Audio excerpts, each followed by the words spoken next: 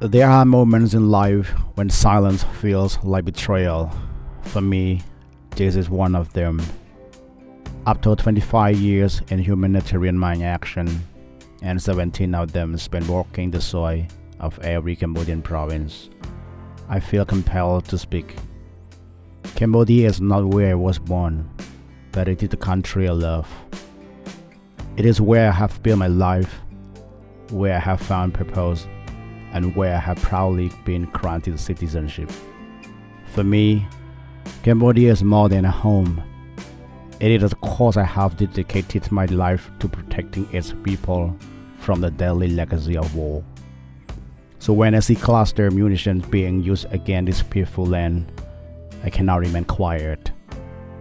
Over the years, I have cleared countless mines and unexploded submunitions, tiny, rusted, forgotten killers hidden in the rice fields, villages, and schoolyards.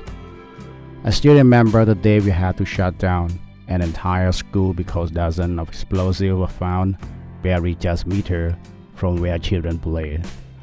I've seen fear in the eyes of the farmers, grief in the faces of families, and irreversible damage these weapons cause long after the fighting stops. That is the reality of cluster munitions. They are not precise. They do not end where they hit the ground. They linger, they wait, and then they destroy. Any use of these weapons, especially in the civilian areas, is a violation of the principle of humanity. That is why more than 100 countries have banned them.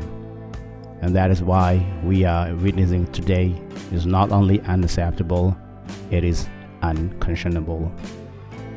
And if that was not enough, Cambodia is accused of laying new landmines.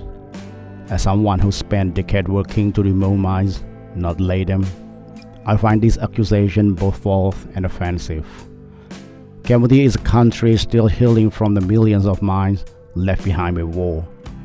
Every year, we lose lives to those legacy devices.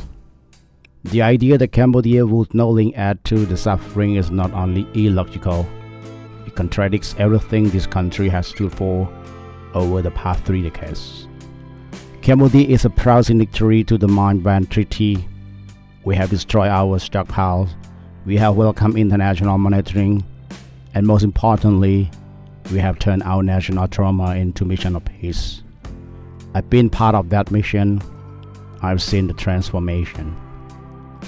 And in this moment of crisis, I stand firmly with Cambodian people, with our leaders, some like the Jo Hun San, whose long-standing vision for a peaceful Cambodia has saved countless lives, and our some like Tabaday Hun Manet, who continues to uphold the legacy with strength and restraint. Their response has not been one of escalation, but of dignity and diplomacy.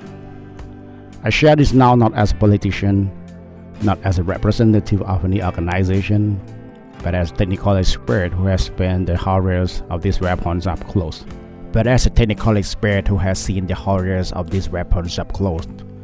person who loves this country deeply, I will always use my voice to defend peace, to defend truth, and to stand by the people of Cambodia.